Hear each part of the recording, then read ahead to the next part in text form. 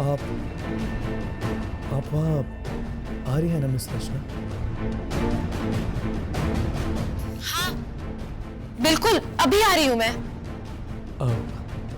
ठीक है, हम आपका इंतजार कर रहे हैं।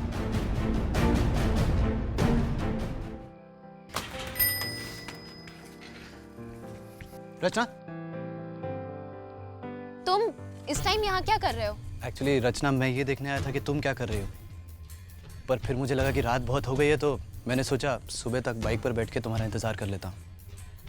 लेकिन रचना तुम... मोहित अभी मत पूछना, मुझे जाना है, बाय। रुको रचना, तुम पागल हो क्या? ऐसे अंधेरे में तुम्हें अकेले कैसे जाने दूं मैं? मोहित तुम इसमें मत पढ़ो, मुझे अभी जाना है। अरे लेकिन मैं तो ऑलरेडी इसमें पढ़ चुका हूँ ना, और ऐसे भी मैं यहाँ पहले से बैठा हुआ था, तो अंधेरे में अकेले जाने का हक तो पहले मेरा बनता है ना। मैंने तुम्हें कहा ना, मैं तुम्हें नहीं ले जा सकती, वहाँ सेट ऑलरेडी मेरा वेट कर रहा है। रचना जो भी हो, मैं तुम्हें अकेले इतनी रात में उस सिड से मिलने नहीं जाने दूंगा, बस। मोहित तुम बच्चों जैसी बातें मत करो। तुम नहीं समझोगी ना ऐसे, हटो हटो। मोहित छोड़ो। अरे मोहित मेरी बात तो सुनो। चलो आओ मेरे साथ, आओ बैठो। चलो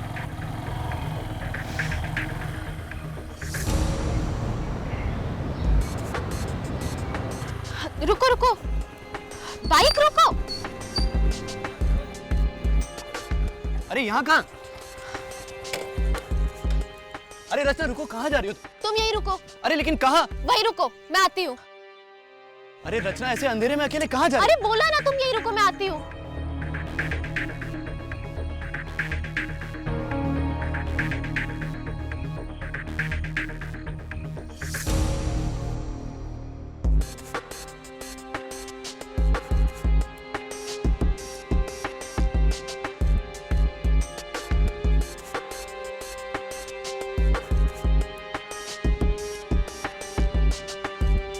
मुझे पता था तुम आओगी।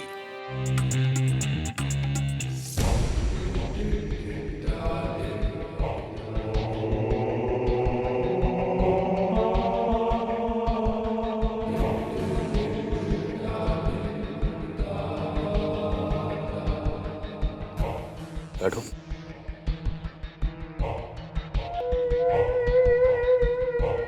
अन्नू कहाँ है? यहाँ नहीं है। मुझे पता था कि उसे ढूंढते हुए तुम यहाँ आओगे। कुछ बात करनी है तुमसे। क्यों मिलना चाहते थे मुझसे?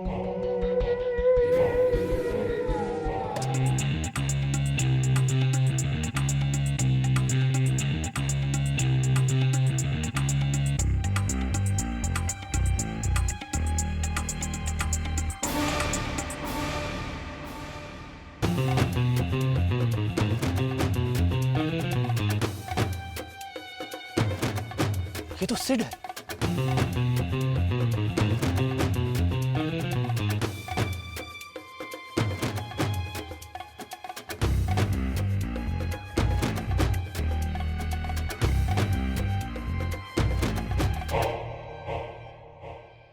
पुरानी पीढ़ी का दायित्व है रचना कि नई पीढ़ी को दुनियादारी की कुछ बातें सिखाए। जब हम पहले तुम्हारे पास गए थे कि हमसे दोस्ती कर लो, तो तुमने मार भावुकता के हमसे कह दिया था कि नहीं, दूध पानी नहीं मिल सकते, आग पानी नहीं मिल सकते। बड़ा क्रांतिकारी सा महसूस कर रहे होगे तुम उस वक्त कि 2 कौड़ी की एक लड़की करोड़ों के एक आदमी के सामने सर उठा के खड़ी है। उसी दिन मुझे लग गया था कि तुम्हें सच्चाई वच्चाई की जरूरत नहीं है, तुम्हारे अंदर ताकत की भूख है। तुम ताकतवर होना चाहती हो। और एक बात जान लो, अकेले आदमी के पास ना सत्य भी गूंगा हो जाता है।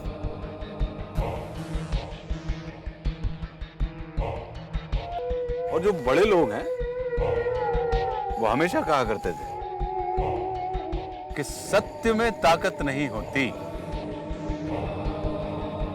जिनके पास ताकत होती है उनकी हर बात सत्य होती है। आपने मुझे यहाँ ये सब कहने के लिए बुलाया है? क्यों? फिर से ये धमकियां देके दोस्ती का हाथ बढ़ाना तो नहीं चाहते? अरे हमने तो तुमको सिर्फ यहाँ इसलिए बुलाया है रचना कि हम तुमको बता दें कि ठकराल जो हैं वो एक जोशी भी। तुम्हारा शांति काल समाप्त हो चुका है, भविष्य अंधकार में है। राहु की महादशा चल रही है और इस महादशा में तुम्हारा सर्वनाश तय है।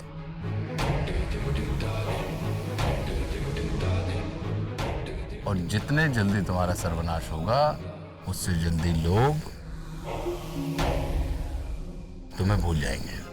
ये जो है ना, इसे कहते हैं घोड़ा और ये तर्जनी।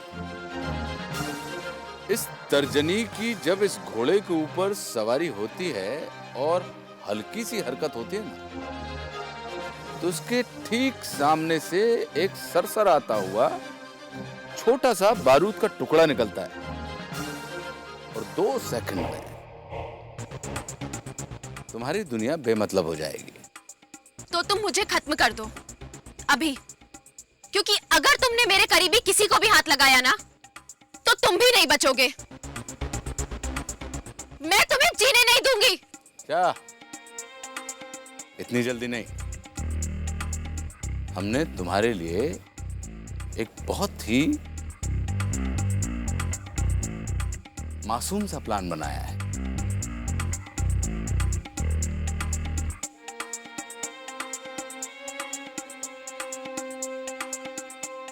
कि हम एक एक करके तुम्हारे सारे शुभ चिंतकों को जीवन मरण के चक्कर से मुक्त कर देंगे। और इस टाइम टेबल में सबसे पहला पीरियड शुरू होता है तुम्हारे उन अंकल का।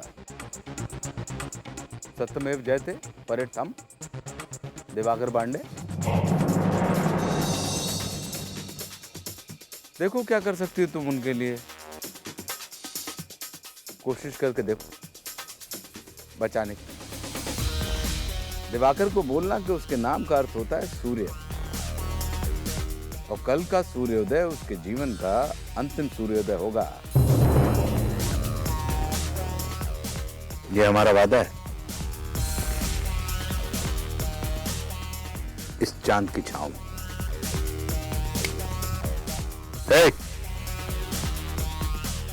छोड़ के मैडम।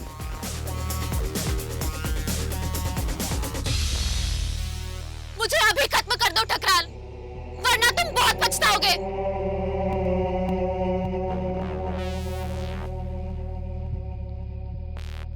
प्रभु, मैं सब पतितन को राजा, को कर सकत बराबरी मेरी, पाप कियो तर ताजा।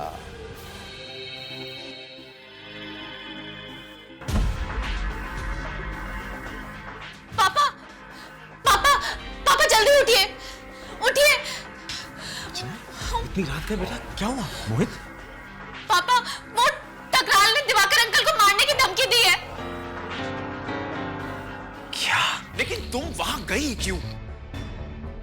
मैंने कितनी बार कहा कि ऐसी पापा प्लीज, अभी दिवाकर अंकल को बताना सबसे ज्यादा जरूरी है। लेकिन दिवाकर अंकल पिछले 8 घंटे से फोन उठा ही नहीं रहे। लेकिन राशि मैडम पता करके बताने वाली थी ना। अरे उनका भी फोन ट्राई कर रहा हूँ, वो भी बिजी आ रहा है।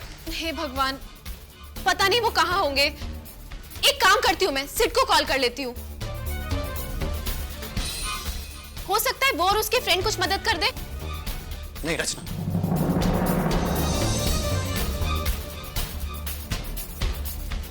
सिड को फोन मत करना। पता है, जब मैं वहां दलदल के पास तुम्हारा वेट कर रहा था, उस समय मैंने सिड को वहां पर देखा था। और पता है वो वहां पर किसके साथ था? ठकराल के आदमियों के साथ।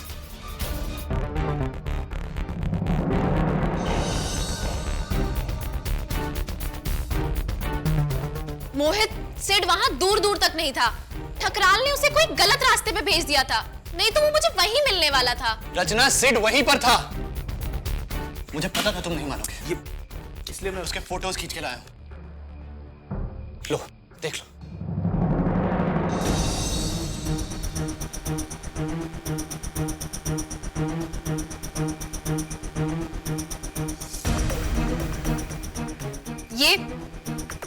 इसे सिट कह रहे हो? इस घास को?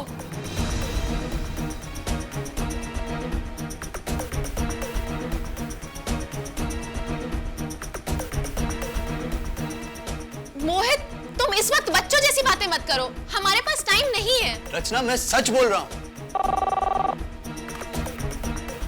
हेलो, मैं राशि बोल रही हूँ। जी बोलिए। दिवाकर किसी भी पुलिस स्टेशन पर नहीं है और कोई पुलिस वाला मानने को भी तैयार नहीं है कि धमकी मिली है। मैं उनके घर जा रही हूँ देखने। हाँ ठीक है, मैं भी वहीं आती हूँ। तू फिर से जा रही है? हाँ, पापा, दिवाकर अंकल हमारे लिए कहाँ तक नहीं गए हैं। आज हमें उनके पास पहुँचना ही होगा। चलो मोहित। अरे तुम क्या करोगे? सुनो रचना, रचना,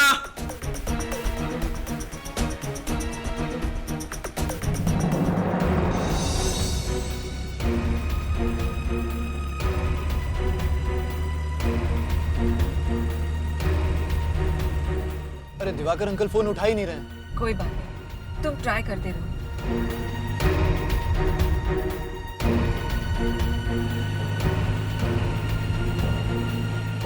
अभी हमें और कितना टाइम लगेगा पहुंचने में?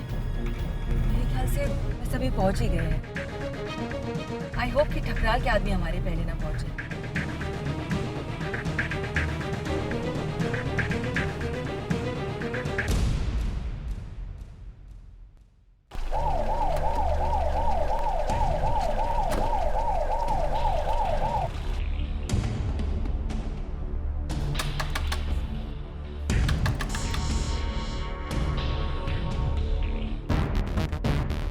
सर, अभी खबर मिली है कि किशनगंज में सबरी डाकू का गैंग छुपा हुआ है।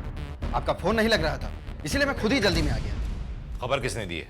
अपना पक्का खबरी है किशनगंज का, वहां का दारू ठेके वाला। तुम यहीं रखो, मैं भी आता हूं।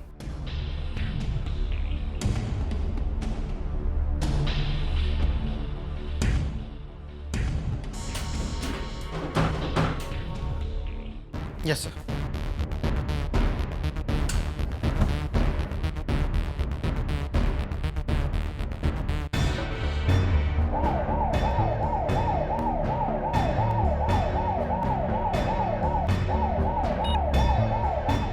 सर, जरा जल्दी टूटने वाला है।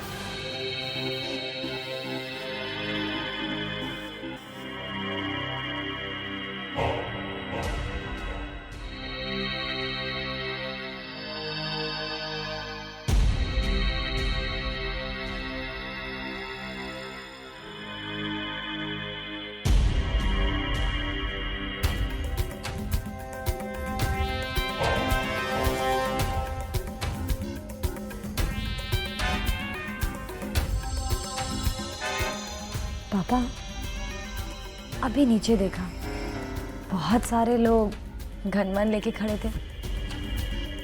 आप लोग शिकार पे जा रहे हो क्या?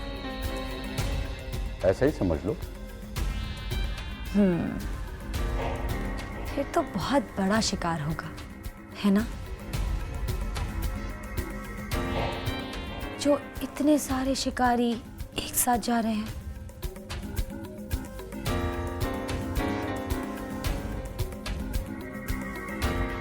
बेटा,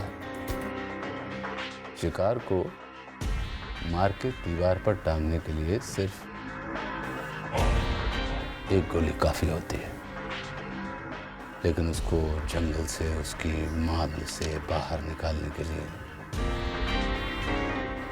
बहुत सारे तंत्र मंत्र, यंत्र करना पड़ता है। और वैसे नाचने और शिकार करने में मजा ही तब आता है बेटा जब बहुत सारे लोग हों, देखने वाले, ताली बजाने वाले।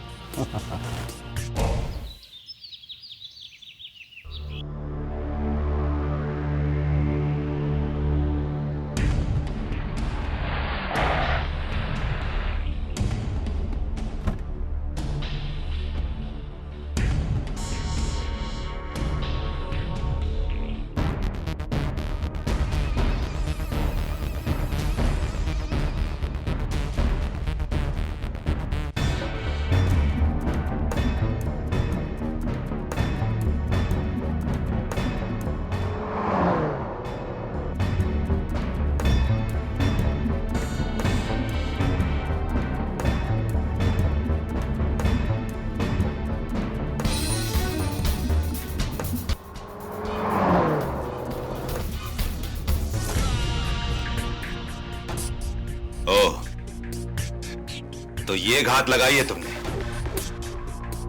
हाँ बंधु, तुम चाहो तो हमें धोखेबाज कह सकते हो। अगर तुम में सच में उतनी हिम्मत है जितना कि तुम कहते हो, तो यहाँ इस सुनसान गांव के सुनसान घर में बुला के छुपके क्यों मार रहे हो मुझे? गलत समझे, आईपीएस हो लेकिन ठस है। बुद्धि तुम्हारी यहां नहीं मारेंगे और ना ही मरने देंगे। हम तुम्हें वहां मारेंगे, तुम्हारे अपने प्यारे लोगों के बीच, बड़े बाजार में, बीच सड़क पे, अपने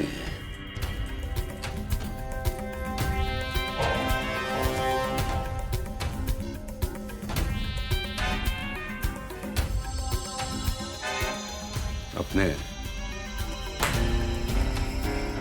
इन्हीं हाथों से। ये तमंचा हमारे पास भी है पांडे जी, लेकिन इसकी जरूरत महसूस नहीं करते हम आपके लिए, क्योंकि हम जानते हैं कि जाबाजी आपकी मजबूरी है और हमारी फितरत।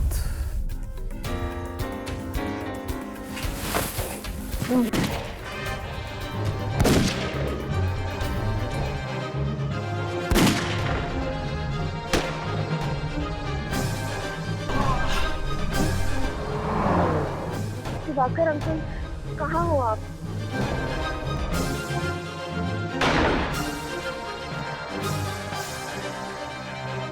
आदम,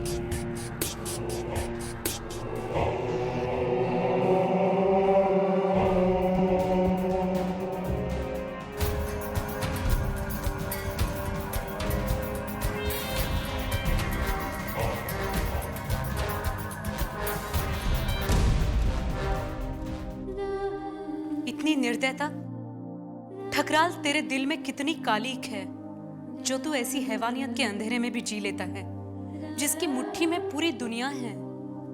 अपने कर्मों का हिसाब खुद को कैसे देता होगा? कैसे उसे रातों को नींद आती होगी? और अगर इसके बाद भी वो चैन से सोता है तो क्या उसे इंसान कहना सही होगा?